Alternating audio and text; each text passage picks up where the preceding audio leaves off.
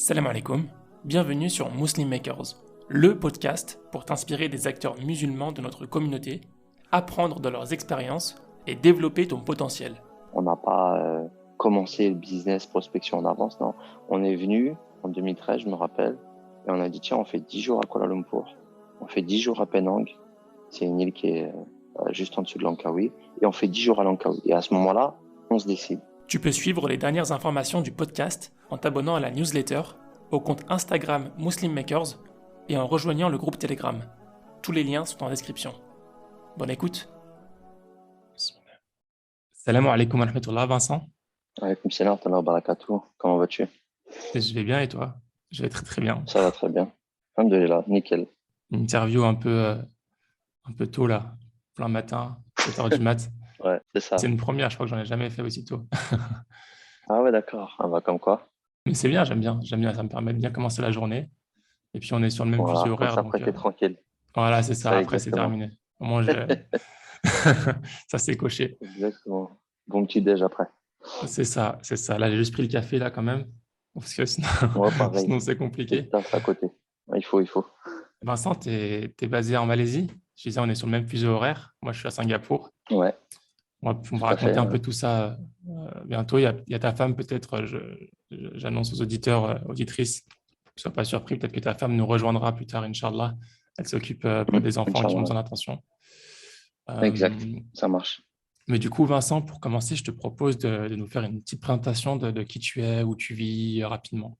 Ok, bah écoute, moi c'est Vincent, j'ai 39 ans, j'habite en Malaisie, ça fait 9 ans. Je suis arrivé là à l'aube de mes 30 ans. Et on est sur l'île de Langkawi, qui est située à 1 heure de vol de la capitale Kuala Lumpur. On a monté un projet de restauration, un petit café crêperie, depuis 2014. Et à l'heure actuelle, il a survécu, alhamdoulilah, il a survécu à la crise Covid.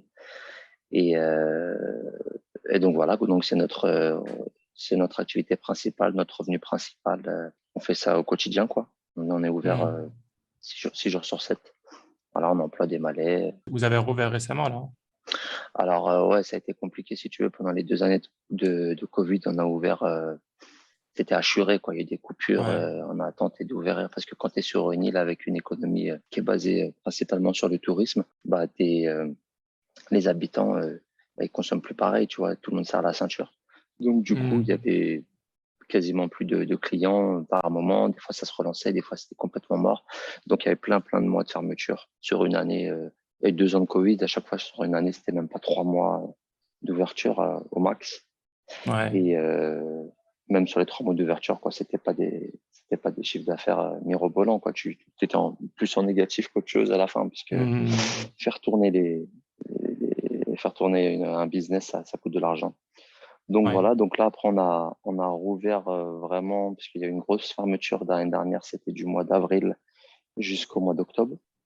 On Hmm. a rouvert en octobre, ensuite on a fermé pour Ramadan et on a rouvert 3 jours après l'Aïd. Sachant Ok. qu'ici l'Aïd c'est pas comme en France, c'est-à-dire que il y a des gens qui vont ouvrir, s'ils ont des business, ils vont ouvrir une semaine après, 15 jours, 3 semaines, parce que tout le mois de Shawwal ils le considèrent comme le Ouais. mois de C'est un donc mois, de l'Aïd. la Voilà, fête dure un mois, et visite la famille, tout ça. exactement. Hmm. D'accord. Ok. Et là, ça a bien repris, là? Ils viennent de rouvrir les frontières récemment, la Malaisie, ça reprend tout doucement.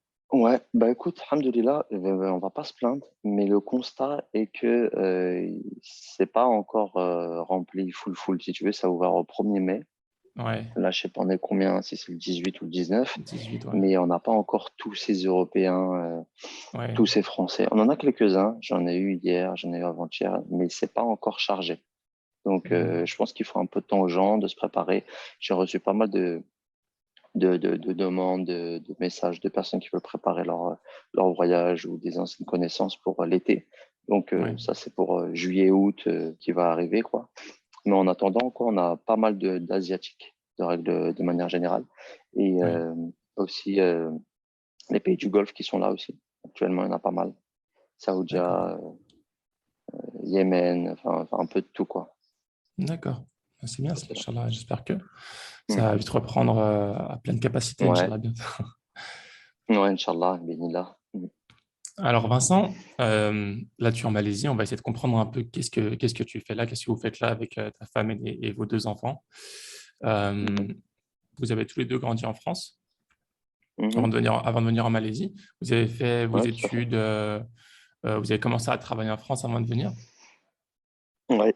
Alors, je parlais pour ma part, d'abord Ouais, en premier lieu alors.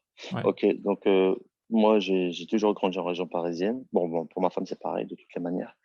Et moi, qu'est-ce que j'ai fait à la base? Je suis électricien. J'ai fait stage, BEP, bac pro dans l'électrotechnique. Et j'étais Mhm, dans une boîte que tout le monde connaît, EDF, GDF. Donc j'ai fait plus de 10 ans chez eux. Voilà, ouais. j'ai fait différents services. Et j'étais basé en Seine-Saint-Denis. Donc, en fait, je faisais tout ce qui était les dépannages, tu vois, les appels d'urgence pour établir le courant en pleine nuit, appels pompiers, même appels police, tout ce que tu veux pour sécuriser. Ouais. Et donc, ça demandait beaucoup de temps. Bon, quand t'as pas d'enfant, ça va. Et, euh, Mhm, et ça va, c'était bien, c'était intéressant. C'était un secteur que je connaissais. Et c'est-à-dire l'environnement, quoi. On a toujours grandi en Seine-Saint-Denis et on mhm. intervenait sur quasiment toute la Seine-Saint-Denis, quoi. Donc D'accord. voilà pour ma part. Après, j'aimais beaucoup la cuisine, moi, auparavant. J'hésitais entre même ces deux jobs, pour dire la vérité, mais je savais que la cuisine avait beaucoup plus de contraintes. Donc, Ouais, je me suis pas mis dedans, j'ai pas mis le doigt dedans. Parce que j'ai un ouais. cousin qui a fait ça. Il a fait il avait fait, comment ça s'appelle, le CFA de Villepinte, là, tu vois. Je sais pas si Mhm, tu connais Nantes, tête de Lyon. Mais tu as un CFA qui est connu là-bas pour former les futurs cuisiniers, quoi. Et mhm. j'avais des échos de mon cousin et d'autres comme quoi que c'était assez hard, quoi. Donc même le monde de Ouais, la cuisine en général, c'est quelque c'est chose difficile. ouais, c'est difficile. Se Les lever horaires, tôt. comment on te parle aussi. C'est Hmm, le chef, il t'attrape comme il veut, quoi. Il te parle comme il veut. ouais.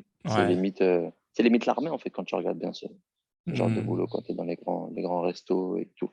Donc voilà, donc ça c'était plus on peut dire une passion qu'on qu'on avait, enfin on partage même ma femme. Elle était plus dans la pâtisserie. Après elle expliquera. Et moi la cuisine en général quoi. Après de toute façon comme tout le monde on aime bien manger donc forcément il faut mettre la main à la pâte quand tu veux un bon truc quoi. ouais. Donc Ok. après avoir fait ce cheminement sur l'électricité et tout ça et d'avoir fait aussi des voyages. Après, de fil en aiguille, on s'est dit pourquoi pas faire un truc qu'on aime bien faire, savoir la cuisine ailleurs, hors Mhm. de France complètement, quoi. Ok, donc vous avez une passion pour la cuisine et vous avez dit pourquoi pas faire ça hors de France. Vous avez une passion pour le voyage aussi? Ouais, alors en fait, depuis qu'on est mariés, on a fait beaucoup de voyages, enfin beaucoup, Ouais. tout est relatif. Pour moi, c'était pas mal déjà. Mhm. Et, euh, et bon, après avoir fait plusieurs voyages, rentrer, repartir, rentrer, repartir, on avait toujours ce petit truc, tu vois, de déception de revenir, même si tu es toujours content, retrouver Mhm. toi, tes repères, ta famille, ton chez-toi, etc. Mais Mhm. voilà, tu vois, c'est excitant les voyages. Tu vois, toi aussi, tu as voyagé. Donc, tu es à l'étranger actuellement. Et l'Asie, ça, surtout, ça nous a marqué, quoi. L'Asie, Thaïlande, Malaisie, ça, c'est des pays où tu es très, très bien accueilli. Et les gens, ils ont le sourire, c'est la culture du sourire, bienveillant, ouvert, tu vois, avenant. Et Mhm. donc, du coup, ça nous donnait cette envie, quoi. Ça nous a titillé. D'accord. On avait aussi dans notre entourage des gens qui avaient déjà ils avaient passé le cap, quoi. Ils avaient fait ça déjà, mais pas pour l'Asie, quoi, pour l'Australie. Comme c'est des gens qui étaient partis en Australie. Et on avait hésité un peu avec ce pays-là aussi. Mais finalement, on a jeté notre dévolu sur la Malaisie. Donc voilà. Après les D'accord. voyages, tu vois, c'est ça qui a donné l'engouement. Ok. Du coup, la raison principale, c'était de tenter l'aventure dans un pays que vous trouviez sympathique, accueillant. Il y avait d'autres raisons? Alors, il y avait plusieurs raisons qui étaient réunies. Ouais. Pour ma part, j'avais un peu un ras-le-bol de comment fonctionnait. Ouais, après, j'étais bien où j'étais quand même. Franchement, je ne vais pas cracher dans la soupe. J'avais un bon poste et tout. Mais j'ai remarqué que pour l'évolution dans les grandes boîtes, tu vois, des fois, il y avait des blocages, il y avait des freins. Tu vois, Ouais. les leviers, je les avais pas forcément. Je trouve que je rentrais pas dans le moule et ça me frustrait, tu vois. Et Ouais. après, j'aurais pu partir peut-être dans une autre boîte, dans le privé, où tu vois, tu as plus de reconnaissance. L'échelle est tu as une petite boîte de 10, 15, 20 employés, c'est pas la même chose qu'une une boîte avec des milliers, tu vois. Donc, une Ouais. entreprise avec des milliers d'employés. Donc, voilà, ils ont des restrictions budgétaires. Il y a des quotas et bah, quand t'es pas dedans, quoi. Ils donnent vraiment parcimonie, quoi. Donc voilà, ça, c'est côté professionnel, il y avait cette raison-là. Il y avait aussi, à ce moment-là, bon, peut-être qu'on n'était pas assez mature ou, bon, je sais pas, moi, j'avais un peu un ras-le-bol, je sais pas, je voulais voir vraiment ailleurs. Je me suis dit, il y a mieux que la France, il faut essayer. Je me suis dit, Mhm. pourquoi pas, on a un passeport qui te permet de voyager. Je dis, si je suis, si je suis entre guillemets écœuré ou j'ai un ras-le-bol, tu vois, bah, faut bouger, quoi. Ça sert à rien de râler, il faut faire autre chose, quoi. Donc voilà, pour Mhm. le côté pro, pour le côté mentalité à ce moment-là, et l'envie de voir autre chose, c'était tout mélangé. Après, je sais que pour ma femme, elle, c'était plus compliqué parce qu'elle a passé des moments difficiles pour trouver un emploi. Et Mhm. bon, moi, t'as vu, moi, Vincent, il n'y a pas de problème, tu vois, pour trouver quoi que ce soit, on va dire, je suis dans la masse, quoi. Mais Ouais. pour ma femme, Soumia, tu vois, ça a été plus compliqué, que ça soit nom, prénom ou même habitation, tu vois, peut-être tu viens du 93, tu veux postuler sur Paris, bah, Ouais. ça entachait un peu ton CV. Donc, tu vois, ça, elle a mal vécu quand même. Et Mhm. bah, ça a rajouté dans le poids de la. Elle voulait travailler dans quel domaine? Elle avait un master, enfin, elle a un master de communication, Ok. voilà. Et tu vois, en plus de ça, elle a une expérience dans le passé à l'étranger. Elle a fait 3 mois en Australie. Donc Mhm. ça avait aussi beaucoup joué. Elle s'était dit, vas-y, on va là-bas. J'ai une expérience, tout ça. C'est pour ça qu'en fait, comme je t'ai parlé au début, il y a des gens qu'on connaît qui sont là-bas. Bah, en fait, Mhm. c'est des gens qui étaient avec elle sur ce premier stage, quoi. Il y Ouais. en avait deux d'entre eux ou trois d'entre eux qui étaient déjà installés là-bas et qui étaient bien ancrés, quoi. Il y en a un, ça faisait plus de 10, quoi, plus de 6, 7, 8 ans. L'autre, ça faisait 3, 4 ans. Là, à l'heure actuelle, il y en a un, il est toujours. Il est marié avec une Australienne. Ça fait plus de 12 ans, à peu près. Ouais. Il a déjà un enfant et un autre qui est en route, là. Un autre qui vient d'arriver, pardon. Mhm. Donc, tu vois, ça donne un peu exemple, ça donne de l'inspiration et, bah, tu te dis, voilà, t'es pas satisfait, bah, tu prends ton envol et bismillah, tu essayes autre chose. D'accord. Voilà, Très bien. Bah, écoute, si elle nous rejoint, on pourra lui poser plus de questions par rapport à ça, par rapport à exact. son Ouais. ressenti. Mais du coup, si on continue, donc vous êtes toujours en France, vous avez visité la Malaisie, vous connaissez un peu, vous avez apprécié la région. Comment est-ce que vous organisez votre départ? Ouais, nous, c'était freestyle. Mhm. C'était vraiment freestyle. C'est-à-dire que on a fait un premier voyage de découverte. Bah, c'était en allant en Australie d'ailleurs. Il avait fallu faire une escale quelque part. On Ok. connaissait déjà la Thaïlande. Mon pote, il m'a dit, vas-y, fais une escale de quelques jours, quelques temps pour te reposer, découvrir un pays avant de venir en Australie. Et là, on a eu Donc, vraiment coup de cœur. c'était pas l'objectif de Non, passer non, par la Malaisie. non, Mhm. non, c'était pas le voyage principal. Le voyage principal, c'était Australie. On est resté plus d'un mois. Et la Mhm. Malaisie, on a dit, bon, bah, tiens, on va se faire un stop de dizaine de jours. Et c'est à ce moment-là qu'on a découvert. Mais pour te dire comment on est parti, on a fait ce premier voyage de découverte. Et comme après, donc, je te disais, l'idée à la mûri en nous de s'expatrier, enfin, de partir vivre à l'étranger, bah, on a dit, on va revenir en Malaisie avec un œil un peu plus avisé sur bah, un business, qu'est-ce qu'on pourrait faire, où on pourrait vivre, tout ça. Donc on est Ok. revenu une deuxième fois, tout simplement. Mais on connaissait personne. C'était On combien de temps n'avait après pas ça? d'idée. Première fois qu'on a découvert 2010 et la deuxième fois qu'on est venu 2012 et on s'est installé en Ok. 2013. Et vous n'aviez pas d'enfant à ce moment-là encore, hein? Non, on n'avait pas d'enfant et puis à l'époque aussi c'est pareil, tu sais, bon là on s'appelle avec Zoom, j'ai un smartphone, etc. À l'époque j'avais rien de tout ça. À l'époque j'avais rien de tout ça, j'avais un ordinateur à la maison, c'est tout ce que j'avais. Et Ouais. j'avais un téléphone, tu vois, classique, tu vois, pas les smartphones, là, les trucs à touche, là, les Nokia et compagnie. Ouais. Donc du coup, j'avais pas des infos sur la Malaisie, t'avais pas les pages Facebook, t'avais pas les trucs guide du routard en ligne, c'est tout ça. À la base, moi, Mhm. quand on préparait nos voyages, c'était guide du routard, tu vois, le C'est papier livré. là. Ouais. Et puis, voilà, et tu fais ton voyage comme ça et tu te débrouilles tout seul. Maintenant, tu as beaucoup plus de facilité pour organiser déjà voilà, de vacances, Ouais. quoi.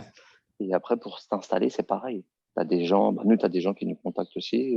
Si on peut répondre, on répond à des demandes pour leur faciliter la tâche, au moins qu'ils aient des réponses à leurs questions, leurs, euh, leurs attentes et des fois les freins, parce qu'il y a beaucoup de freins.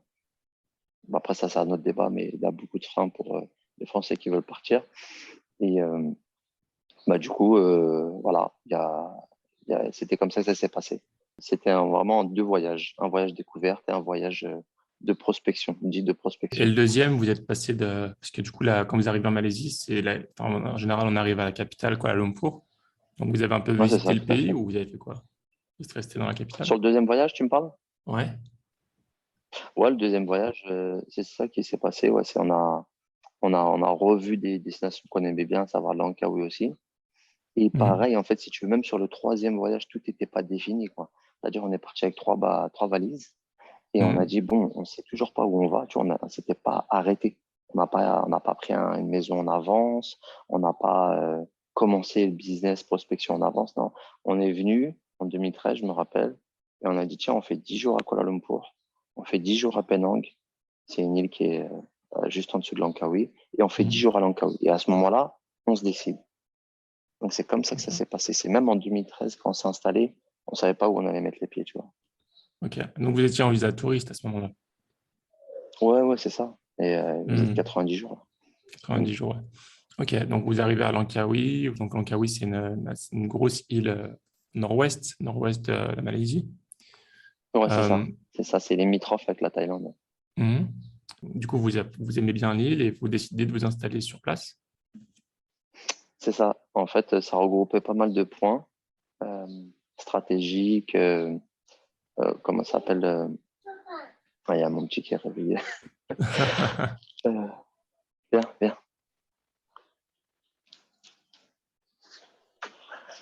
Ça regroupait pas mal de points. Donc, tu vois, l'environnement. euh, Mhm. euh, stratégique parce que tu vois, c'est un carrefour aussi. Il faut dire à Langkawi. C'est situé à une heure de Kuala Lumpur, donc c'est une station balnéaire pour tous ceux qui font un tour en Malaisie, parce que c'est à une heure. Donc, si tu veux, En vol, aller ouais. grossièrement, je peux appeler ça le Deauville de la Malaisie. Si tu veux, les gens, ils vont faire un week-end même. Les gens Ouais. qui habitent à Kuala Lumpur aussi, sans parler des touristes, ils viennent Mhm. en Malaisie pour 2 jours, 3 jours, que ce soit les Malaisiens ou les Français expatriés ou tous les autres expats du monde. Ils font un tour en Langkawi, ça se fait en un claquement de doigts, les billets d'avion sont pas chers. Donc, tu vois, tu peux toucher beaucoup plus de clients potentiels. D'accord. Ok. Voilà. Et pareil, c'est aussi une destination, c'est aussi un point pour aller dans une destination qu'on appelle Koh Lipe en Thaïlande. Donc, les gens, ce Mhm. qu'ils font, c'est qu'ils viennent à Kuala Lumpur. Ensuite, ils partent à Langkawi. Ils vont rester 3, 4, 5, 6 jours, une semaine. Et après, ils partent à Koh Lipe en bateau. Donc, tu as un port à Langkawi et tu prends un bateau d'une heure et demie, je crois, de temps. Et tu arrives Ok. sur une île qui se nomme, comme je disais, Koh Lipe. C'est l'île qui est le plus au sud en Thaïlande. Voilà. D'accord. Et donc, c'est vraiment une très, très belle île. Je crois que même ils l'appellent les Maldives de l'Asie, je crois. Si je dis Ah pas de ouais? bêtises, Koh Lipe. Je Ouais. connaissais pas Koh Lipe, hein. Ah, c'est super beau. Et les bateaux, ils n'ont pas été réouverts encore. C'est pas établi entre la Malaisie D'accord. et la Thaïlande encore. Et puis, tu as des saisons. C'est-à-dire qu'avec la saison des moussons. Puis tu peux aller en avion aussi là-bas ou c'est juste un bateau depuis Langkawi? Non, non, non. C'est une île qui est beaucoup plus petite que Langkawi. Il n'y a pas d'aéroport, hein. D'accord. Ok. C'est que Et c'est bateau. ouvert C'est que certains bateau. mois de l'année. Eh ben, en fait, quand il y a la mousson, tu peux pas y aller. Il y a trop de vagues. Donc, du coup, et les gens bateaux sont pas assurés. Et c'est pour Mhm. ça qu'en fait, si tu veux, quand les gens viennent en Malaisie, ils se partagent entre l'Est et l'Ouest en fonction de la saison. Tu as 6 mois de Ok. l'année où tu as une saison qui est dite sèche et une autre saison dite saison des pluies. Ben, les gens, ils choisissent leur destination en fonction de ça. Mais bon, Ok. c'est plus trop vrai puisque tout est un peu déréglé climatiquement. Et là, on est en saison sèche, soi-disant, à Langkawi, et donc sur le même côté de la Thaïlande, la Koh Lipe. Et nous, pourtant, on a de la pluie un peu en ce moment, tu vois. Après, c'est pas tous les jours et c'est pas 8 heures par jour, mais c'est pas, Mhm. c'est pas totalement sec. Et de l'autre D'accord. côté, qui est censé être une région là qui devrait être, comment dire, bah, c'est l'opposé de nous. Bah, c'est pareil, Ouais. ils n'ont pas le climat. escompté quoi, actuellement. Donc, tu vois, c'est un peu déréglé. Voilà. D'accord, Voilà. ok. Je savais même pas qu'il y avait, enfin, les saisons étaient organisées comme ça en Malaisie. Maintenant, j'ai appris quelque chose. Du coup, pourquoi une crêperie? Vous aviez déjà décidé à l'avance ou c'est quelque chose qui vous est venu sur le coup? Pourquoi une crêperie? Euh, Parce que on va dire que à exporter comme projet, c'est plus simple déjà qu'une pâtisserie. Chez la pâtisserie, moi, ma femme elle a les compétences pour voir ce genre de business plus que moi, mais et il y a comment ça s'appelle, des facteurs au niveau du climat. C'est-à-dire qu'il te faudra un labo avec de la clim, etc. Il y a des produits aussi, des matières premières qui sont beaucoup plus chères, savoir le beurre, les crèmes, plein de choses. Donc, ça, c'est plus onéreux en termes d'élaboration D'accord. comme projet et plus complexe. La crêperie, ça a l'air d'être, sur le papier, ça avait l'air d'être un peu plus facile à monter, surtout pour des Mhm. novices comme nous qui avons jamais démarré un seul business, ne serait-ce même en France, quoi. On a toujours Ouais, été dans le moule salarié. d'accord. Ok. Et Voilà. vous aviez une formation ou vous avez juste lancé comme Mm. ça, enfin des crêpes? Je l'ai fait un mois avant de partir. Ah, vous avez fait une formation pour faire des crêpes, quoi, des Ouais. crêpes de qualité. Ok. Ouais, je l'ai fait à côté de Nantes, dans les environs de Nantes, et ça m'a pris ouais, une quinzaine de jours. Et après, quand on a travaillé ensemble avec ma femme, elle a appris sur le terrain, sur le tas, et voilà. Bismillah, c'est comme ça que ça s'est passé. En Asie, enfin, en dehors de la France, de manière générale, on voit souvent que la qualité des produits, le pain, peut-être même aussi les crêpes, tout ça, c'est pas la même qu'en France. C'est dû à quoi, ça? Ah, parce qu'en France, tu as des possibilités t'as des grands choix de sélection de farines différentes, Mhm. alors qu'ici, pas vraiment. Ici, Ouais, tu c'est la fais ce que qualité de tu la trouves. farine, du coup? Ah oui, bien sûr. Pour le pain, pour les crêpes, les galettes aussi, les crêpes salées, c'est la même chose. Il faut Ok. comme ça s'appelle, farine de blé noir, le sarrasin, tu vois. Ouais. Pareil, tu vas en Bretagne ou en Loire-Atlantique, on a, on a à l'appel des variétés de farines différentes, qualités différentes, avec comment ça s'appelle, des propriétés, tout ça. Il y a plein de Mhm. moulins, il y a plein de trucs, tu vois. Donc, du Mhm. coup, ça rentre beaucoup en pas le facteur du goût de ton produit fini. Mhm. Mais après, je vais te dire, depuis qu'on est là, on a eu beaucoup de Français et beaucoup de Bretons. Il faut savoir que les Bretons, Ouais. c'est des personnes qui s'approprient les crêpes. Ça vient de Ouais. chez eux, la vraie recette des crêpes, tu vois. C'est les plus T'as beau difficiles. avoir des crêpes à Paris, à Lyon, tout Satisfaire. ça. Voilà, exactement. Ouais, c'est un peu les Ouais. Corses, quoi. Et tu veux, eux, quand ils viennent, je vais dire la vérité, presque 100%, ils m'ont dit, ouais, c'est, c'est très bon et C'est comme à la c'est maison. limite pareil qu'à la maison. Voilà, ça peut concurrencer avec toute modestie, ça peut concurrencer, qui me dit, je redis les mots des gens, même des avis, des gens me disent, ça peut concurrencer les crêperies bretonnes. Donc, tu vois, tu es content de ton travail, une fois qu'il a abouti, et même avec les produits que tu trouves sur place. Parce qu'après, Hmm. tu as quand même d'autres trucs que tu peux trouver qui sont importés, que ça soit même de France ou d'Australie ou d'ailleurs. Tu peux trouver de la crème, tu peux trouver du beurre. Et voilà, les farines, c'est un peu plus compliqué, mais après, il faut mettre le prix et après, ça dépend aussi comment tu revends tes choses, quoi. La farine, c'est vivant, ça. Enfin, c'est quelque chose, il faut conserver Ouais, une chaîne de froid. ici, c'est ce qu'on a appris. Tout, c'est tout, hein. Mhm. Tu vois, même le sucre, quand tu es en France, le sucre, tu vas le mettre dans ton placard, t'as pas de problème.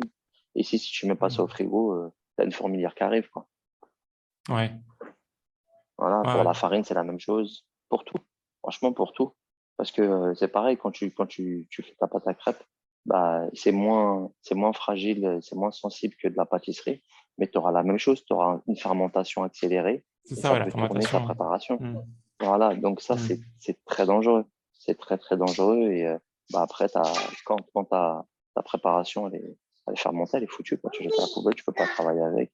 Et ça, quand tu connais pas au début et tu comprends pas, en fait, parce que tu as fait un stage, mais qui était en, en milieu climatique complètement différent en France, bah, tu viens ici, là, tu te rends compte qu'il y a des facteurs que tu n'avais pas pris en compte et qu'on t'a pas dit à ton stage.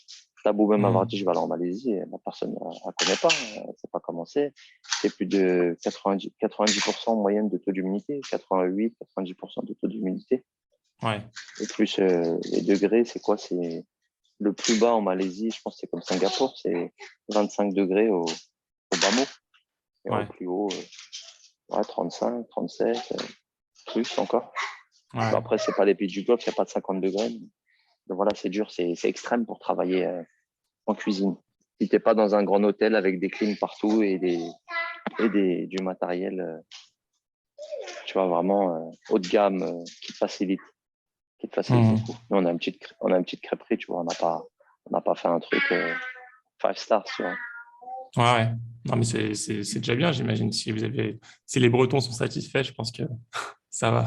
Ouais, c'est vrai que après, comme on dit, tout ce qui est petit est mignon, c'est cosy, ça a un peu, Mhm. ça a une empreinte, c'est un petit truc, quoi. Il y a une petite atmosphère. Mhm. Ça fait un peu, tu vois, esprit terrasse parisienne, mais euh, avec, avec quand même les couleurs, tu vois, de la France. Il y a vraiment, ouais, il y a un code, quoi. Il y a un petit code. Quand tu passes, Mhm.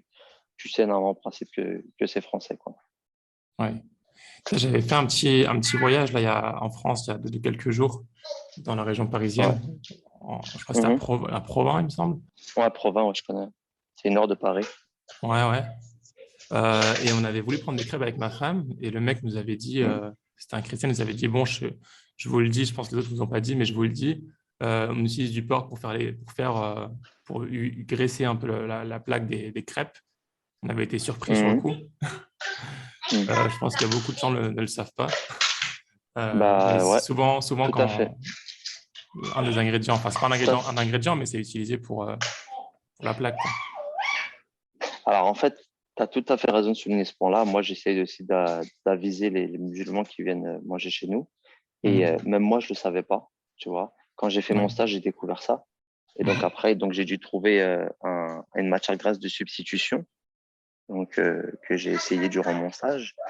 Et figure-toi que moi, j'ai un ami qui habite à Nantes. Non, lui, après lui, bon, lui, c'est pas un musulman, donc ça le regarde pas. Mais j'ai un autre ami qui est marié avec une Bretonne et tous les deux sont musulmans. Et eux-mêmes, ils savaient pas. Donc, quand Mhm. je leur ai averti, je leur ai dit, voilà, donc il y a l'histoire c'est le saindoux qu'on appelle là, la Ouais, graisse le Sindou, ouais. Mhm. utilisée. En fait, il y a des proportions, il y a des propriétés, pardon, qui sont très bonnes pour travailler à haute température. Ça facilite, c'est facile et c'est pas cher pour Pour travailler l'entretien la et crêpe et pour, la ouais. galette. Voilà. Mhm. Mais t'as pas que ça. Tu as aussi Ok. le pinceau qui est fait pour qui est fait pour beurrer la galette. Il est fait en poil de sanglier, je crois, en poil de porc, poil de sanglier. Donc ça, Mhm. c'est la même chose. Après, qu'est-ce que tu as d'autre? Ouais, ça, c'est les deux choses principales. Donc ça veut dire que même en France, quand tu vas dans des crêperies qui sont pas halal tenues par des musulmans et tu vas manger ta galette saumon, crème, aneth, tout ce que tu veux, ou thon, merguez, n'importe quoi, bah, tu auras ta dose, t'auras ta dose haram dans ta galette ou dans ta crêpe. Bon Et appétit. ça, c'est vrai que quand tu sais pas. Ouais. Bon appétit, ouais, les auditeurs. Après, tu sais, depuis qu'on est en Malaisie, tu sais, les choses, elles sont complètement différentes comparé à la France quand tu es dans un pays non musulman où Ouais. t'as pas de code par rapport à ça. Ici, t'as des trucs de certification. Mhm. Tu as On aussi te vérifie. les musulmans. Voilà, donc déjà, si tu veux l'appellation halal, c'est un truc qui est agréé par l'État. Ils doivent Ouais. vérifier tes frigos, ils doivent vérifier si toi-même t'es musulman. Il faut pas qu'il y ait un truc qui cloche dans ta cuisine et dans tes Ouais. produits. Mhm. Mais si tu ne l'es pas, si tu n'as pas ce logo-là, il faut le payer. Si tu ne l'as pas, tout ça, mais il faut que les clients te, te croient que tu fasses bonne Ouais. figure et que tu ne mets pas de blanche. Donc, ça veut dire que toi-même, tu es musulman, forcément, et que tu ne sers pas de porc. Donc, Mhm. que tu sois Mhm. pork free, forcément. Il y a des gens, ils No surfent sur ça, pornolar, ils disent ils sont ici. pas musulmans. Voilà. Ouais. Puis, il y en a des gens, ils sont pas, des gens qui tiennent des restaurants, ils sont pas musulmans, mais ils veulent attirer les musulmans chez eux. Donc, il dit pork Mhm. free. C'est-à-dire, il n'y a pas de porc à la carte. Il n'y a pas il y a pas de problème. Parce que les Mhm. musulmans ici, ils ne vont pas. Après, c'est pas une reproche, hein, mais c'est un constat. Comme en France, on peut aller dans une pizzeria et qui fait du jambon de Parme, mais nous, on va taper une pizza 4 fromages. Ici, ça Ouais. n'existe pas, ça. S'ils voient il y a du porc à la carte, ils continuent leur route, ils vont dans un autre restaurant. Ouais, Parce ouais. que tu vois, tu peux pas tout contrôler, les lavages de mains, les ceci, cela. Nous, on est moins regardants parce bon, maintenant, il y a plus le choix en 2022, tu vois. Mais Hmm, avant, à l'époque, tu n'avais pas trop le choix. Maintenant, tu as tous les hmm, restaurants halal qui sont recensés à Paris et dans toutes les grandes villes de France et même ailleurs. Tu peux en trouver facilement. Il y a 15 ans en arrière, hmm, tu n'avais pas ça. Donc là, en hmm, hmm. Malaisie, eux, c'est les pays, je pense, musulmans d'Asie et autres, ils vont pas dans les restaurateurs, ils vont pas chez les restaurateurs de confession non musulmane, qui sont pas musulmans. Voilà. Ouais. Juste par rapport aux ingrédients, enfin, on parlait du sindou, tout ça. Pour avoir demandé, parce que depuis que j'ai appris ça, maintenant je demande tout le temps quand quand je passe en France ou même à Singapour ici, je demande. Tout le monde n'utilise Mhm. pas du sindou, tout ça. Il y en a qui utilisent du beurre normal. Le porc n'est pas forcément utilisé pour graisser. Mais de manière générale, quand c'est des vraies crêperies françaises en France, ils C'est utilisent cet ça, ingrédient-là, hein. c'est ça, c'est ça. Ouais. Traditionnel, les Bretons d'origine, ils font ça. Ouais, ouais. Donc, faire attention. Même dans les Voilà. gaufres, je crois qu'ils mettent parfois de la bière pour pour faire les gaufres, hein, il me semble. Dans la crêpe, même dans la crêpe Même aussi. dans la Dans la crêpe. crêpe, ils mettent du rhum.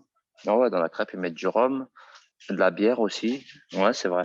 C'est vrai. Après, bon, c'est compliqué tout surveiller. Après, si t'as pas. Enfin, bref, après, ça, c'est un autre débat. Mais euh, déjà, ouais, à la base, si tu peux demander pour ce qui est du gras et de ce qui est utilisé aussi pour graisser. Mais bon, de toutes les manières, ça va. Si tu as des gens qui sont de bonne foi, tu vois, ils te voient, mais tout le monde ne sait pas. Tu vois, il y a des gens, tu vas en Bretagne, ils n'ont jamais vu de musulmans, ça se trouve dans le fin fond de la Bretagne. Bon, il y en Bien a, sûr. oui, mais il y en a, tu vois, ils savent pas c'est quoi le régime alimentaire. Ils disent juste qu'ils mangent pas de porc, mais le gras du porc, pour lui, ça ne lui va même pas à l'esprit d'y penser. Ouais, ouais. Ouais, c'est clair. Voilà. Moi, je connais des gens qui sont en Bretagne très, très gentils, super ouverts. Ils sont voyés en Malaisie plein de fois. Donc, connaissent l'islam, tu vois, un peu de loin, tu vois. Et Mhm. quand toi, tu leur dis, bah, tu es musulman, eux, pour eux, ça s'arrête tu manges pas de porc. Ça veut dire que le Ouais. halal, pour eux, c'est inconnu. Mhm, Cette histoire de mhm, halal, pour eux, c'est inconnu, tu vois. mhm. Donc, Ouais. les gens, des fois, c'est pas forcément de mauvaise foi pour te faire ça dans le dos ou quoi. C'est qu'ils ils connaissent pas. Ils Mhm, connaissent pas, ils connaissent pas. Voilà. mhm. Et puis, en plus de ça, si t'as pas, je sais pas, je veux dire, si t'es quelqu'un qui te fond dans la masse et c'est pas marqué sur ton visage que t'es musulman, tu vois. Ça fait le Vincent. Ouais, je sais pas, tu vois, c'est pas évident. Et puis le gars, il est dans son délire, il fait ses crêpes, il fait son truc, il fait sa nourriture. Et Il va puis, pas s'arrêter à il a chaque pas fois, forcément que tu ça vois. à faire Exactement, ouais, de vérifier chacun, exactement. demander attention. Voilà. Ok. Bah, écoute, Vincent, on en discutait juste avant, là, en off. On va alterner, du coup, pour le reste de l'interview. Enfin, peut-être que tu nous rejoindras plus tard, mais on Ouais, va alterner avec ta femme pour qu'elle puisse un peu participer, Inch'Allah. ça marche, pas de problème. Ok, bah, je te laisse l'appeler, Inch'Allah, et j'attends. On attend. D'accord, ça marche. Soumia, tu prends le relais? Je vais jouer un petit peu avec le fiston. À tout, salam alaikum. Ouais, comme salam, barakallahu fik. Tiens. Allô? Allô, salam alaikum, Soumia. Wa alaykoum salam, ça va? Ça va très bien, et toi? Ouais, ça va. Désolé, hein, c'était prévisible, hein. Il est né avec un On sixième le savait. sens. Il savait qu'il y avait un truc qui se trame. Il veut participer. Jamais sans moi, jamais. Il veut avoir toute l'attention. On comprend, on comprend. Exactement. Ouais. Soumia, on a beaucoup discuté avec ton mari Vincent. Alhamdoulilah, Oui. il nous a décrit un petit peu du coup les raisons pourquoi vous avez ouvert une crêperie, pourquoi vous êtes venu en Malaisie. Enfin, il nous a décrit ses raisons en Ok. tout cas. Oui. On a parlé aussi de pas mal de choses autour de la crêpe. Faire attention, il y a Ouais. des ingrédients autour du porc, de l'alcool parfois qui est utilisé. Il nous a donné Mhm, quelques conseils. Du mhm, coup, j'ai encore pas mal de questions que je voulais traiter. mhm, Une par rapport à toi spécifiquement. Donc, il nous a parlé de ses mhm. raisons du départ. Je voulais savoir un peu de toi, c'était quoi ton ressenti quand vous êtes parti de la France? Dans ta tête, est-ce que c'était une évidence? Est-ce que tu étais contente de partir? Est-ce que c'était parce que tu ne te sentais pas bien en France? Il nous a expliqué rapidement, mais je voulais avoir un peu ton ressenti. Oui. Alors oui, Et effectivement. juste avant que tu répondes, est-ce que c'est possible d'aller dans une pièce où il y a un peu moins de... quand pas les enfants? Tout à fait. Ça va être possible. Ça va être possible. Oui. Pas de problème. Alors, ouais, concernant le ressenti, ben, avant le départ, ouais, ben, très excitée et effectivement contente de partir aussi, hein. Mhm. Euh, Contente et vraiment tellement contente que l'aspect content a pris le dessus sur, tu sais, un peu les peurs et les craintes, quoi. Ouais. Vraiment, c'était l'excitation de partir. C'était vraiment, tu vois, c'était tellement intense que franchement, ça a un peu, pour ma part, moi, les peurs, les craintes, je les mettais un peu de côté. Tellement on Ouais. était, moi, j'étais vraiment contente, quoi, de faire ça, de se dire, le projet n'avait même pas commencé, mais de se dire, la valise est faite, il y a le billet d'avion, et puis ça y est, quoi, la décision est prise et voilà, quoi, tout est réglé parce que symboliquement, entre guillemets, je ne sais pas si vous en avez discuté, mais on a tout, nous, on n'avait plus rien en France, quoi. C'est-à-dire qu'on louait un appartement, on a vendu tout ce qu'on avait dedans, on a vendu les voitures. Vraiment, c'était entre guillemets, c'était fini, quoi. C'était, on part et on va tout faire pour y arriver parce que de toute façon, si on revient, entre guillemets, à l'époque, on disait on n'a plus rien. Maintenant, on sait ce que c'est de plus rien avoir, c'est pas ça. Mais Ouais. on se disait, en fait, si on revient, voilà, on n'a pas de pied à terre, entre guillemets. Donc, c'était vraiment, ouais, on avait vraiment fait cette démarche-là et ouais, contente de Et partir pourquoi est-ce que carrément. vous étiez si enfin, tu étais, en tout cas pour ta part, si contente? Moi, j'étais contente parce que déjà, comme on voyageait beaucoup, Mhm. en fait, on s'était toujours dit aussi que, ça faisait un petit peu, entre guillemets, rêver une vie ailleurs, une vie, un peu au soleil, voilà. Et il y avait aussi cette déception de moi personnellement, ce que j'avais connu de la France après mes Mhm. études, en essayant de trouver un travail, des recherches d'emploi qui n'aboutissaient pas, vraiment un investissement, si tu veux, personnel à essayer d'essayer de t'en sortir. On te dit, bon, tu vas faire des études, ça va te donner des chances dans la vie, entre guillemets. Toi, tu es là, tu suis, entre guillemets, la trajectoire, quoi. Tu vois, tu te dis, bon, voilà, je vais rentrer dans le moule, je vais faire ci, je vais faire des bons stages, je vais me faire une bonne expérience, et puis ça ira. Et puis, en fait, tu te rends compte que ça ne suffit pas. Ça ne suffit pas parce que ça ne suffit pas parce que c'est pas assez, en fait. Et que dans certains secteurs, avoir les origines que tu as, c'est pas forcément, ça te sert pas forcément, quoi. C'est-à-dire que tu Voilà, postulais, tu avais ton master, je rappelle que tu as un master en marketing, il me semble, et tu c'est ça. postulais pour des métiers dans ce secteur-là, et Ouais. on te refusait. Est-ce qu'on te disait clairement c'est à cause de ci ou de ça, ou juste on ne te répondait pas? Pas du tout. Des fois, on me répond. Le plus souvent, on me répondait pas. Le Mhm. plus souvent, on me répondait pas. Quand j'avais des entretiens, ça m'est arrivé qu'on me dise qu'ils étaient surpris. Ils étaient surpris parce que ils se disaient ah oui quand même, on ne pensait pas forcément avoir ce genre de personne en face. Vous vous exprimez bien, vous présentez bien. Bah oui, bon, donc voilà. Donc des fois ça crée la surprise. Ouais. Et puis à l'époque il y avait des ce que ça commençait à arriver, hein, c'était il y a 10 ans, cette espèce de truc de ce qu'on appelle discrimination positive. Il y avait des espèces de structures qui encourageaient, qui essayaient un petit peu de pousser les portes de certaines entreprises aux jeunes de banlieue diplômés, etc. Mhm. Mais finalement, à la réflexion quelques années plus tard, moi, je me dis que, alors c'est bien hein, que ça existe, etc. Mais finalement, je trouve que c'est pire, quoi. C'est pire parce Mhm. que tout de suite, on est catalogué, tu arrives en entretien. Ah, d'accord, donc c'est elle qui vient ah oui, la banlieusarde diplômée, d'accord, ok, qui vient de telle association. Ah, d'accord, ok, ok. Donc c'est un peu stigmatisé, hein, tout simplement. Voilà, donc Mhm. ouais, c'est vrai que c'était un petit peu compliqué et décevant. Voilà, c'était Mhm. décevant. En fait, moi, j'étais déçue. J'étais déçue parce qu'en plus, j'étais vraiment prête à vraiment, voilà, hein, m'investir dans un job, voilà, être vraiment à 200%, montrer ce que je vaux, etc. Et puis, on me donnait pas ma chance, quoi. D'accord. Donc il y avait aussi un Voilà. ras-le-bol de de cette situation-là, qu'on ne te laisse pas ta chance et que tu dois travailler plus et que tu n'as pas accès aux opportunités. Exactement. Hmm. Exactement. Et ça, j'associais ça aussi à la mentalité française, pour le coup. Parce que c'est vrai que quand j'entendais certaines personnes à l'étranger, etc., ça ne se passait pas comme ça. C'est-à-dire qu'il y avait quand même plus d'ouverture d'esprit, que on était beaucoup moins, entre guillemets, attaché à certaines choses dans d'autres pays, par exemple. Je voyais, il y avait certaines personnes qui allaient aux Émirats arabes unis, qui avec leur diplôme, elles décrochaient des super jobs, on leur laissait leur chance, etc. Et je me disais, moi je rattachais ça, je me disais, mais punaise, en France, il faudrait peut-être un petit peu, tu vois, s'ouvrir, quoi. Je veux dire, une personne, un cadre sup, c'est pas forcément une personne qui vient d'une certaine école et voilà, je veux dire, c'est pas parce qu'on a le même diplôme qu'on n'a pas les mêmes compétences, qu'on n'est pas capable de faire le même boulot, quoi. Voilà.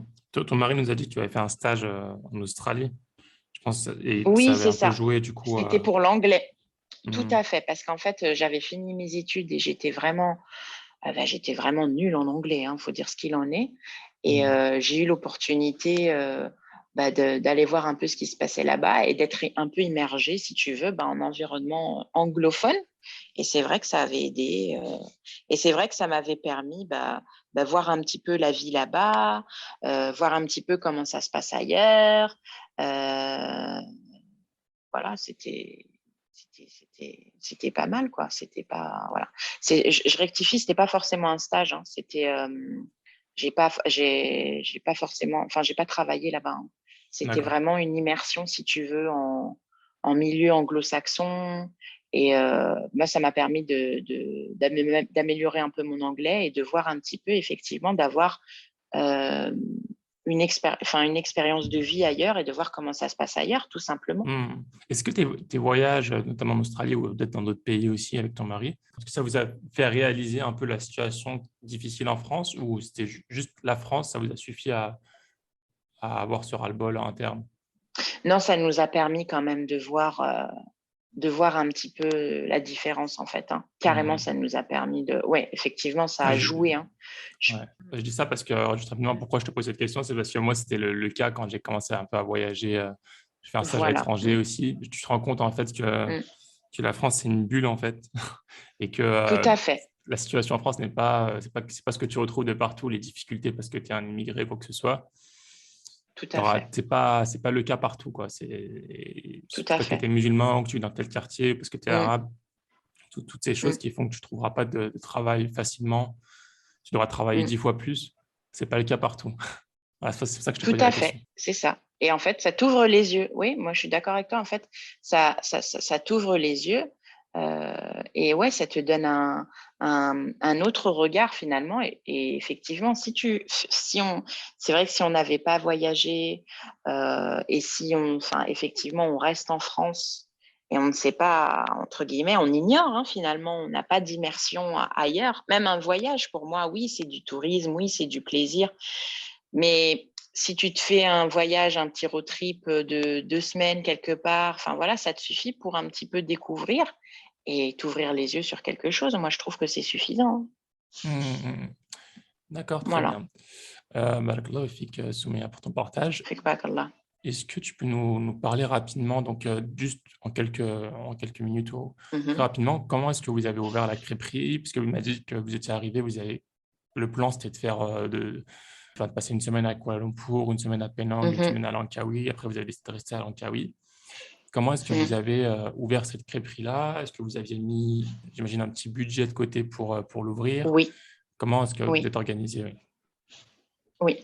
Alors, déjà, en fait, ce qui s'est passé, c'est qu'en amont, on s'est fixé une deadline. C'est-à-dire qu'en fait, à un moment donné, je crois que c'était 1 an avant le départ, on s'est dit, voilà, dans 12 mois, on est parti. Après, sur la prise de Ça, c'était en décision, France, du coup. Avant 12 mois, on part c'était en en Malaisie. France. Ouais. Avant 12 mois. Ouais. Sur la prise de décision, moi, c'est pas trop mon truc, c'est plus lui. Il a dit, à un moment donné, faut y aller. OK. Et donc, du coup, travail acharné. Lui, vraiment, il faisait beaucoup d'heures. Moi, pareil, j'ai trouvé des boulots. Alors, je n'étais pas du tout dans le marketing, hein. J'ai trouvé plein d'autres boulots, pas du tout dans le marketing, bien entendu, ou dans la com. J'essayais vraiment de m'en sortir. Et en fait, tu sais, tu travailles à l'aéroport, tu fais des horaires décalés, donc c'est voilà, c'est majoré. Voilà. Donc, en fait, c'était travail acharné. Ensuite, le jour J arrive, ça y est, on est parti. On est parti et en fait, finalement, a posteriori, c'est là où tu vois qu'on était vraiment on était fonceur en fait. On ne se posait pas de questions et on était vraiment dans l'instinct, subhanallah. On est arrivé, on a posé nos valises, on s'est dit, allez, bah, maintenant, ça y est, on est dedans. On est dedans, on n'a rien à perdre, donc allez, analyse. Donc effectivement, on est arrivé à Kuala Lumpur, qu'on connaissait en tant que voyageur. Mais du coup, on a un peu débroussaillé, ben voilà, en tant que futur entrepreneur, qu'est-ce qu'on peut faire, etc. Bon, ensuite, on est allé sur d'autres endroits et finalement, on a atterri à Langkawi, qu'on connaissait aussi. Et Langkawi, il faut dire ce qu'il en est. C'est une île, pas forcément toute petite, hein, c'est une île, mais qui a quand même de quoi faire rêver, hein, les palmiers, les cocotiers, les plages, température chaude toute l'année et tout. Et en fait, comme c'est petit finalement, ben, tu sais, le bouche à oreille, ça fonctionne très vite. Et finalement, ça nous a permis de faire beaucoup plus de connexions qu'en ville, par exemple. C'est pas la même chose. Donc, beaucoup plus de connexions. Quelqu'un qui parle à un tel, il y a deux petits Français, ce sont des chefs. Tout de suite, on était des chefs. On était des chefs parce qu'on avait, parce qu'on a expliqué que nous, voilà, on vient de France, on veut faire de la cuisine française, etc. Et donc, de fil en aiguille, ça nous a permis de faire des rencontres, d'ouvrir un stand éphémère à un moment donné en fin d'année, où la fin d'année, ici, c'est les vacances scolaires. Ce qu'on a en juillet-août, ici, c'est les vacances scolaires en fin décembre. Donc, c'est ce qu'on appelle un pic de saison, c'est-à-dire qu'il y a beaucoup de gens qui viennent en vacances, etc. Et donc, du coup, on a eu un stand éphémère qui a vraiment, alhamdoulilah, qui a bien marché. Et ça nous a mis le pied à l'étrier aussi, puisqu'on a rencontré des personnes sur ce stand et tout. Et on a pu, avoir d'autres connaissances et puis commencer quelqu'un qui loue ce local commercial, on a commencé à en parler, hop, on a trouvé un local et puis ensuite on a commencé petit à petit à mettre en place l'ouverture, quoi. Voilà.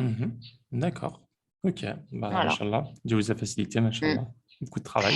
Et alors oui, et puis très important, voilà, exactement, pour l'aspect religieux, parce qu'effectivement, Allah a facilité énormément les choses. Et c'est vrai que en arrivant, tu sais, tu es tellement perdu et tu ne peux pas finalement, quand tu appelles tes amis, tu en discutes, finalement, tu te rends compte qu'ils sont un peu déconnectés de la réalité parce que nous, on était dans le truc, quoi. Donc, si on parlait de certaines choses, en France, on est très méfiant. Ah bah non, regarde, t'embarques pas dans ça, tu peux pas savoir, la personne, tu la connais pas, pourquoi, machin. Et en fait, on s'est retrouvés un peu, on se disait seul, mais c'est là le truc, tu vois, c'est que finalement, on n'était pas seul. Tu vois, c'est que partout où tu vas, quoi que tu entreprennes, Allah, il est là, tu vois. Et c'est ça aussi qu'on s'en remettait beaucoup à lui. Et finalement, c'est vrai que quand tu es au pied du mur et que tu sais pas quoi décider, finalement, tu t'en remets pas à tes amis, tu t'en remets pas à ta famille, tu t'en remets à Allah, tout simplement. Et c'est vrai que effectivement, Allah nous a guidés, nous a facilité pour en arriver à effectivement, on a trouvé ce local et on a commencé à bosser sur une ouverture, quoi. Voilà. D'accord. Ok. Voilà. Et en termes de charge de travail, c'était très intense par rapport à par rapport au travail en France, parce que vous vivez en France, bon, vous travaillez déjà beaucoup. Oui, oui, oui, oui, oui, oui. Oui, oui, c'était très, très intense parce que tu fais tout seul, toi-même, entre guillemets. Parce que tu es à ton compte et parce que après, tout dépend quel entrepreneur tu es. Tu as les entrepreneurs, enfin, tu en as qui ne vont pas hésiter par rapport à leur expérience, etc., à déléguer, et donc du coup, ils vont se soulager, que ce soit physiquement et mentalement. Et nous, ça nous a pris quand même pas mal de temps pour arriver à ce stade parce qu'on est tous les deux très perfectionnistes. Et du coup, quand tu es perfectionniste et que tu as ta propre entreprise, c'est assez compliqué parce que tu es dans le truc, tu veux vraiment, tu veux atteindre un certain niveau, tu te fixes une certaine pression. Donc, physiquement, moralement, c'était très dur. C'était des grosses amplitudes horaires. Parce qu'en plus, quand on commençait, on ne savait pas trop est-ce que c'était mieux d'offrir ça pour les petits déjeuners, pour les dîners, pour les goûters. Voilà, on ne savait pas trop. Donc, du coup, on avait une grosse amplitude horaire au début. Et oui, physiquement, c'était dur, quoi. Physiquement, c'était pas facile. D'accord. Voilà. Et maintenant, est-ce que vous sentez que c'est un peu plus simple? Disons que oui, c'est un peu plus simple. Après, ça reste de la restauration, hein. Donc, on va pas avoir 10 ans dans les jambes. Bon, on les sent passer, hein, on n'est plus très jeunes, mais c'est de la restauration. Ça reste quand même quelque chose de physiquement, c'est pas simple. Voilà. Même au niveau, tu sais, tout ce qui est customer service, client, tout ça, c'est quelque chose aussi parce que c'est quand même à chaque fois, tu vois, sur tout ce qui est food et tout, on a tous notre mot à dire, on a des avis différents, on a notre vision des choses différentes. Donc ça, faut le gérer. Quand tu as une personne qui se plaint de quelque chose, ça, faut le gérer. Mais c'est vrai que bon, par rapport au début, si tu veux, la machine, elle est quand même bien huilée. Voilà, la mécanique, on connaît ça. Enfin, voilà. Ça roule, quoi. D'accord. Ça roule. Ok. Voilà. Très bien. Voilà. Cool. Je voulais vous poser une question par rapport à du coup la vie en Malaisie.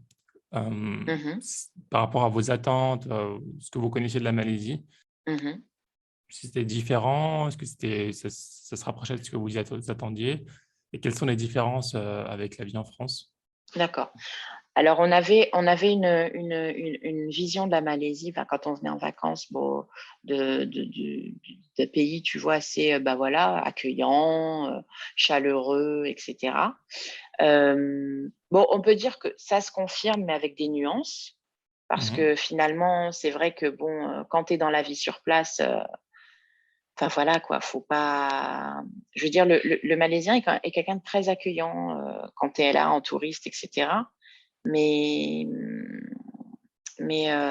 après, c'est vrai que quand tu vis ici, que si tu es trop demandeur, en fait, ça va vite les saouler, en fait.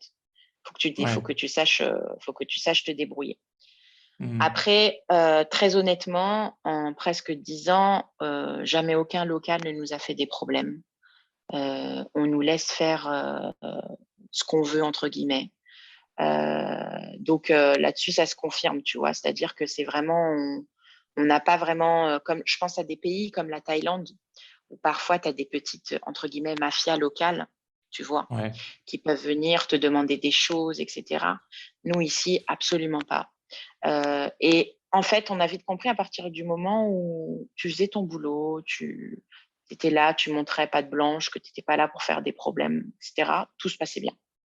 Voilà. D'accord. Ok. Voilà. Il y a ça. Par rapport à la France, ouais, il y a quand même beaucoup de différences. Et le peu de fois où on rentre en France, moi, je le ressens et malheureusement, je suis contente de rentrer ici. On est quand même sur. Alors, je ne sais pas si c'est le climat qui fait ça, la culture. On est quand même sur, tu vois, sur beaucoup plus de bonne humeur, enfin, je sais pas, de chaleur humaine, de compassion aussi. Et moi, il y a un truc que j'adore ici, c'est la flexibilité des gens, quoi. En France, c'est ah non, c'est pas possible, c'est comme ça, c'est la règle, c'est voilà. Et ici, si il faut, enfin, je dis pas qu'ils enfreignent les règles, pas du tout, hein, c'est pas ça que je dis. Mais il y a toujours, on peut toujours s'arranger entre guillemets, enfin, il n'y a pas de problème, il n'y a que des solutions. Voilà. Et ça, c'est vrai que c'est assez, c'est plutôt sympa. Enfin, surtout, tu sais, quand tu es avec tes fournisseurs qui sont là, si tu as un problème, ils se démènent. Après, je dis pas qu'en France, ça se passe pas comme ça, mais disons, c'est un peu plus, c'est moins flexible, quoi, en France. Il faut dire ce qu'il en est. D'accord. Voilà. Très bien.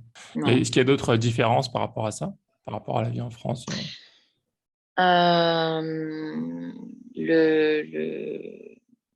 Après, je pense que c'est parce qu'on est sur une île aussi, l'aspect aussi le peu de méfiance, en fait, que les gens ont envers les uns envers les autres, quoi.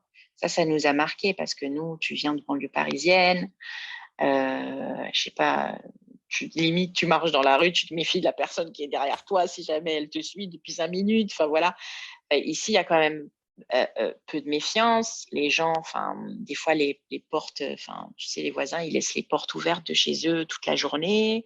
Tu sais, je sais pas si, je pense qu'à Singapour, ça doit être pareil, je sais pas, mais nous, quand c'est l'Aïd, pendant une semaine, on a ils ont ce qu'on appelle ici les open house. Et les open house, bah, tu viens manger chez moi, tu n'as pas besoin d'invitation, c'est l'Aïd, tu passes, tu vois, c'est vraiment, il y a peu de méfiance envers son prochain, en fait. Et des fois, moi, j'en discutais avec des personnes d'ici, je leur disais, mais c'est quand même dingue, des fois que, je sais pas, tu es là, tu laisses ta porte ouverte, je sais pas, et nous, en plus, mais jusqu'à présent, nous, on a la porte fermée de chez nous. Nous, on n'ouvre pas la porte, elle n'est pas tout le temps ouverte, elle est fermée, quoi. Et on discutait, je lui disais, mais quand même, vous avez cette capacité à tendre la main et à pas se poser de questions. Et c'est vrai que les Malais, ils me disaient, mais après, tout est entre les mains d'Allah, en fait. Si c'est écrit que la personne, elle va te voler, elle va te faire la misère, bah, c'est écrit, en fait. Après, tu t'en remets à Allah, tu fais les causes, et puis voilà, quoi, tu vois. Mais c'est mieux c'est plus apaisant, c'est vrai que c'est plus apaisant de vivre comme ça, sans se méfier de son prochain constamment, quoi. Voilà. Ouais, c'est agréable. C'est vrai qu'à Singapour, Oui, c'est un c'est peu pareil. agréable. On peut même retrouver parfois des gens qui laissent la porte ouverte. Ouais, et puis il se passera rien. Il ne se passera Voilà. rien. En termes de sécurité, c'est agréable. Et Bah pour les oui. enfants, du coup, parce que vous avez 2 enfants depuis, comment est-ce que Oui. ça se passe, du coup, leur éducation sur place? C'est facile pour vous? Il y a des difficultés? Oui. Alors en fait, ce qu'il faut savoir aussi, c'est que en Malaisie et à Langkawi, la famille, les enfants ont une place importante dans la vie, dans la société. Et en fait, si tu veux, dans les débuts, quand nos enfants étaient bébés, bah, je te dis franchement, moi, ma fille, quand elle est née, je travaillais à la crêperie, elle était là, quoi. C'est-à-dire, elle était là et ça ne choquait personne, ça ne gênait personne. Mais en même temps, finalement, c'était mon entreprise, voilà. Et c'est vrai qu'ici, il n'est pas rare quand tu te balades, que tu vas, je sais pas moi, dans une petite supérette ou dans un petit magasin, que c'est familial. En fait, finalement, tu as derrière la caisse, tu as le petit landau du bébé, tu as le gamin qui joue sur son tapis, enfin voilà. Donc, c'était assez facile pour nous. Et du coup, la question de la crèche ne s'est même pas posée, tu vois, ou de la nounou. Ça ne s'est pas posé, puisque c'était assez simple pour nous je ne sais pas, avec les locaux, tu es là, tu travailles et « Ah, c'est le bébé, oh, elle est mignonne !» C'est normal, en fait. C'est normal. Il n'y a pas de problème, quoi. Ok. Donc, ils venaient, les clients, ça choquait personne. Et par rapport à leur éducation, alors ils sont un peu jeunes pour répondre à la question, mais moi je pense qu'ils sont complètement. Enfin, moi je l'ai vu après un séjour en France, mais je pense qu'ils sont heureux ici. Je pense qu'ils vivent leur meilleure vie, tous les jours dehors, au contact de la nature, tous les jours dehors parce que le climat le permet, au contact de la nature. Voilà, c'est très facile de les divertir. Voilà, parce qu'on est toujours, tu vois, à l'air libre.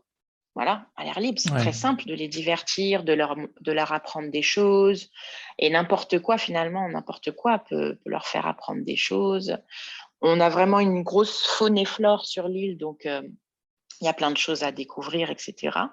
Et en fait, je trouve qu'ils apprennent des choses, pas forcément de manière conventionnelle comme on le ferait à l'école, tu vois. Ils apprennent des choses par la découverte, par le jeu. Et la plupart des enfants ici, ils sont dans cette démarche-là. Donc, les amis qu'ils ont, c'est un peu pareil. Donc, D'accord. voilà. Voilà. Après, c'est pas facile parce qu'on n'a pas forcément le soutien, entre guillemets, le support familial qu'on pourrait trouver en France. Ouais. Donc on est si tu veux, avec nos enfants, on est ce qu'on appelle un carré fusionnel, quoi. On est tout le temps ensemble. Voilà. C'est cette vie-là qu'on a à peu près avec eux ici, quoi. C'est pas plus mal, hein. Je pense que ça crée des liens Oui, plus oui. forts. Mm. Exactement, parce qu'au début, on se posait des questions, on se disait, parce qu'en fait, sur le schéma français, finalement, c'est, bah, tu as ton enfant, soit tu prends ton congé, tu t'occupes de lui, soit tu le mets en crèche ou tu as une nounou qui s'en occupe. Puis à 3 ans, il va à l'école. Voilà, 3 ans à l'école. Et en fait, c'est vrai que quand tu as connu ce schéma-là et que finalement, il est reproduit dans ton entourage, etc., ah bah, tu te dis, mais est-ce que nous, on fait bien? Parce que moi, ma fille, elle va avoir 4 ans et elle ne va pas à l'école tous les jours. Enfin, en plus, c'est même pas une école, elle est dans un truc très conceptuel autour de la découverte, voilà, la Ouais, de nature, tout Montessori. ça. Exactement, mais c'est vraiment poussé, quoi. Ils sont genre 5. Trois profs. Elle jardine comme, voilà, elle jardine comme jamais. Elle y va que 3 fois par semaine. Enfin, voilà. Et tu te poses la question à un moment donné. Tu te dis, mais est-ce que c'est bien, c'est pas bien? Et c'est vrai, franchement, c'est pas pour dénigrer, hein, mais quand je l'ai vu en France par rapport à des enfants de son âge, etc. C'est pas la même chose, hein. C'est pas la même chose. Et puis quand tu lis un peu sur les neurosciences des enfants, etc., je pense que ce côté un peu, oui, ensemble, tisser des liens affectifs, finalement, les enfants ont besoin de leurs parents aussi, hein. C'est ça, Ouais. voilà. Après, bien entendu, nous avons le choix de le faire, hein. Je critique pas ceux qui malheureusement n'ont pas le choix et qui doivent se plier à ce schéma parce qu'il n'y a pas le choix, parce que c'est comme ça. Nous avons fait ce choix et on le prend. Voilà, pour l'instant, on le prend. Voilà. D'accord, très bien. Voilà. Vous recevez des fois des appels de personnes qui vous posent des questions par rapport à l'expatriation en Malaisie, tout ça, il y a beaucoup de monde qui veulent partir, qui veulent Oui, s'expatrier. Moi, je reçois souvent des messages de personnes, d'amis ou oui, d'autres personnes qui me posent des questions. oui, Et oui. vous, du coup? Ouais. Oui, oui, beaucoup, beaucoup. Ça s'était calmé pendant le Covid. Ouais. Parce que bien entendu, frontières fermées, voilà. Donc le Covid, de toute façon, il a fait peur à tout le monde. Donc voilà. Ouais. Mais ça s'était calmé pendant le Covid et là, ça reprend. Ok. Et qu'est-ce qu'on vous pose comme Les question, du coup? messages. On nous demande des questions. Il y a des questions basiques. Comment est la vie sur place? Comment on peut faire pour venir s'installer, pour ouvrir son entreprise? Les avantages et les inconvénients de la vie sur place. Voilà. C'est en général les questions qui reviennent. Ok. Ok. Voilà. Bon, on va pas traiter de ça parce que ça prendrait, je pense, une demi-heure, mais Oui, mais c'est tellement, en fait, juste, ouais. voilà, c'est tellement énorme. C'est-à-dire que c'est tellement énorme des fois le nombre de demandes qu'on a, de requêtes, etc., qu'on a décidé de se professionnaliser là-dessus et D'accord. de proposer des choses là-dessus, quoi, tout simplement. Parce que c'est vraiment beaucoup, quoi. C'est une Ouais. grosse demande. C'est Voilà, vrai. donc il faut Ça prend du répondre à temps. cette demande par une offre, tout simplement. Voilà, voilà. Ok. Bon, bah écoute, on pourra mettre si vous avez un lien ou quelque chose en commentaire, je pourrais le mettre, Pas de Inch'Allah. souci. Inch'Allah. On arrive un peu à la fin de l'épisode, Soumia. Je vais finir Oui. par quelques petites questions de fin. Mhm. Quelles sont vos routines en Malaisie? Est-ce que vous avez des routines que vous appréciez vraiment, que vous faites régulièrement, qui vous aident à progresser ou à vous entretenir? Euh, peut-être pas les mêmes entre toi et ton mari. Oui, tu parles religieusement ou... Peut-être sportivement, religieusement, lecture, je sais pas. Des choses qui Oui. reviennent régulièrement. Alors Ouais. oui. Ce qui revient régulièrement, tu sais, c'est notre jour de repos, le jour où on est complètement off, une fois par semaine. Et en général, on profite. Et en général, c'est plage avec les enfants, c'est découverte d'un endroit. On essaye un petit peu, si tu veux, de crapahuter sur l'île aussi, parce que c'est la jungle. Il y a beaucoup de choses Hmm. à offrir, tu vois. Et encore, même après autant d'années, on est toujours content de voilà. Et en fait, c'est un truc qui, si tu veux, on attend ce jour, ça nous rebooste et hop, on repart pour la semaine. En fait, à chaque fois, Hmm. c'est ce truc-là en fait qui nous hop, c'est la bouffée entre guillemets d'oxygène. Non pas qu'on respire pas le reste de la semaine, c'est pas ça. Mais si tu veux, c'est le truc qui nous aide où on se pose, où on est vraiment off C'est le et plaisir de on la semaine, quoi. profite. Exactement. En général, oui, aussi, on va bien manger, etc. Petits poissons frais, barbecue, tout ça, on va bien manger. Et ensuite, hop, ça nous permet, si tu veux, de repartir pour 6 jours. Et voilà. Et en fait, c'est vraiment ce truc qui rythme notre semaine, quoi. D'accord. C'est quel Voilà. jour que vous faites ça? Que vous êtes dans la restauration, j'imagine que vous êtes ouvert les week-ends. Oui, on est ouvert les week-ends. Alors, c'est comme là, les frontières ont rouvertes, donc voilà, Full time pour l'instant. c'est un peu full time. Ouais, en général, c'est le mardi ou le mercredi, parce que oui, le Hmm. reste du temps, on travaille. Le mardi ou le mercredi, voilà. Ouais. Et ça rythme la semaine, quoi. Voilà. Ok, super. Est-ce que vous avez des recommandations de lecture, de références, peut-être par rapport à la Malaisie ou pas? Enfin, des choses qui t'ont marqué en termes de références. Alors, référence lecture, non, j'en ai pas forcément par rapport Mhm. à moi, ce qui m'a. Enfin, après, c'est vraiment parce qu'en plus, c'est vrai que c'était vraiment nous, c'était vraiment les rencontres qui ont fait les choses, pas Ouais. forcément un livre où il n'y a pas forcément si tu veux, les espèces de petits boosts d'inspiration, de références, etc. Ça a plus été par des êtres humains qu'on a rencontrés Ok. au début. Voilà, des Hmm. personnes, que ce soit malaisiennes ou expatriées étrangers, vraiment de quelconque nationalité qu'elles soient. Ça a plus été des rencontres humaines. Mhm. Voilà. On était vraiment dans ce truc vraiment de.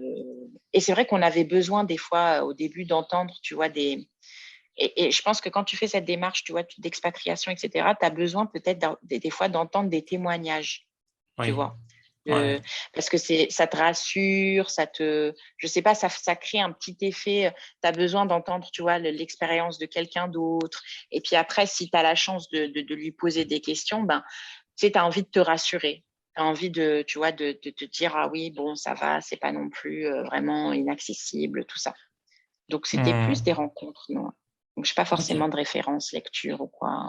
Ok, d'accord. Les rencontres, c'est très Voilà. bien. Est-ce que du coup, vous avez un conseil à donner pour une personne qui souhaite s'expatrier en Malaisie ou dans un autre pays? Quel est le conseil que tu donnerais? Hum, Moi, un Français qui souhaite s'expatrier euh, et, euh, et en fait, faire sa propre entreprise, vraiment partir, créer, être auto-entrepreneur, créer son truc. Mhm. Moi, je dirais qu'il faut vraiment déjà, première chose, euh, partir de zéro dans le sens où il ne faut pas se dire, il faut vraiment, si tu veux, faire un reset de ta Mhm. vie en France. Tu, tu repars de zéro pour aller vers une nouvelle expérience et découvrir quelque chose de nouveau, quoi. Et le vivre comme une expérience.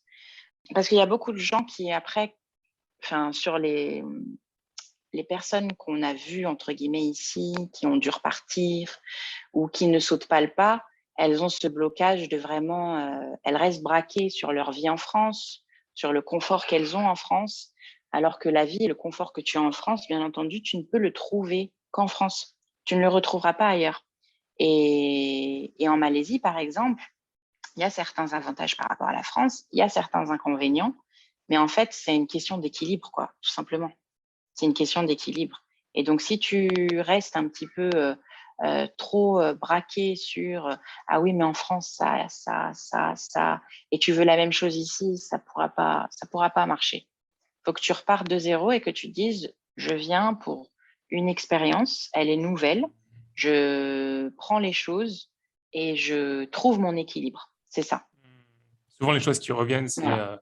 oh, on n'a pas de CDI, on n'a pas la sécurité de C'est l'emploi, la ça. retraite, C'est ça. la Les sécurité cotisations, la sociale, sécurité sociale. surtout Oui, ça, la sécurité oui, c'est ça. sociale, le chômage, Mm. C'est ça. Ah bah alors reste en France. l'école Ben, gratuite. si, Hmm. exactement, l'école est gratuite, tout à fait. Si c'est trop dur, si c'est trop, c'est une question d'équilibre, encore une fois, hein. Si c'est, Hmm. voilà, ben, faut rester en France. Mais c'est passé à côté d'une belle expérience, du coup. Et ça, C'est c'est, sûr. voilà, chacun, voilà. ça s'est passé à côté d'une expérience. Voilà. Ouais. C'est sûr qu'il y a toujours des peurs, mais une fois qu'on y est, Oui, on regrette rien en général. oui, effectivement. Et puis même si c'est 3 mois, même si c'est... Et puis il faut essayer, quoi. Il faut juste essayer. Mhm. Faut juste essayer. Et après, tu vois, après on peut pas... Voilà, on peut pas... Personne, il n'y a que là qui sait comment ça peut se passer. Donc, il faut essayer. Prière de consultation, c'est important. Ouais, Et puis, let's toujours. go, quoi. Toujours, toujours, toujours. Ok. Il y avait un Français ici qu'on avait rencontré qui nous disait Salat istikhara, tu feras, jamais tu ne le regretteras. Voilà. En mode notre Riyada, c'est bien. Voilà. Voilà. Dernière question du coup, Soumeya. Comment faire pour Oui. vous trouver, vous suivre, vous contacter si quelqu'un a une question, si quelqu'un veut venir vous voir, manger une crêpe, comment il vous retrouve? Alors, si quelqu'un est sur Langkawi, on est sur l'avenue principale, hein, sur Pantai Chenang. On ne peut pas nous louper. On est juste à côté du petit centre commercial. On ne peut pas nous louper. Ensuite, on est présent sur Instagram et Facebook, My French Factory. Voilà. Et en général, D'accord. les gens nous contactent par ce biais. En général, les gens arrivent à nous contacter par là parce qu'ils vont, si tu googles, c'est ce qui ressort. Il y a Instagram et les Facebook, tout simplement. Ok, Puis je mettrai on a ça un site internet aussi. Enfin, on a un site internet où on a aussi des demandes, mais c'est vrai que les réseaux sociaux, c'est un peu plus intuitif. Donc, c'est vrai que quand on nous contacte par ce biais-là. Voilà. D'ailleurs, à travers Facebook, je crois que je vous avais contacté. Vous m'avez répondu. Ouais, tu vois, voilà. Donc, ouais, tu vois, c'est très Voilà. intuitif maintenant. Ouais. Voilà. Ok, très bien. Mais écoute, Soumeya, tu remercieras ton mari, Inch'Allah. C'était très agréable de discuter avec vous, d'en apprendre plus sur votre expérience. Il n'y a pas de C'est vrai que problème. c'est la première fois que je fais un format un peu comme ça, où il y a du coup une personne après l'autre. Ça, c'est un peu spécial, mais je pense que j'espère que Il y les a une première auditeurs. atout. Il y a une première atout, et puis en tout cas, j'ai bien aimé avoir un peu les deux versions, les deux Mm. avis, les deux regards par rapport à votre Ouais. expatriation. Et puis en tout cas, je pense, enfin, je trouvais que vous étiez très aligné par rapport à ça, donc machallah. Et puis, c'est ce qu'on se dit, on est une équipe. Hein. On est une équipe. Ouais. Hein. C'est ce qu'on se dit depuis le début, on est une équipe, c'est une team. Hein. Quand tu le fais tout seul, voilà. Après, voilà. Mais c'est vrai que à deux, puis on est venu à deux, maintenant on est 4. Donc, on se dit, on est une équipe. Hein. On forme une équipe. On est une équipe. Et voilà, c'est comme ça que ça marche. Ok, bah, c'est génial. Bah, que Dieu vous mette la baraka, que Dieu vous Voilà. facilite. Amin. Amin. Merci. Inch'Allah. Merci. Et je vous dis du coup à très bientôt, Inch'Allah. Barakallahu fikum. Salam Oufik alaikum. barakallah. Wa alaykoum salam. Si cet épisode t'a plu, je te propose de le partager à 3 personnes de ton entourage, à noter le podcast 5 étoiles sur Apple Podcast et à invoquer Dieu pour qu'Allah mette la baraka dans cette initiative. À bientôt, Inch'Allah. Salam alaikum.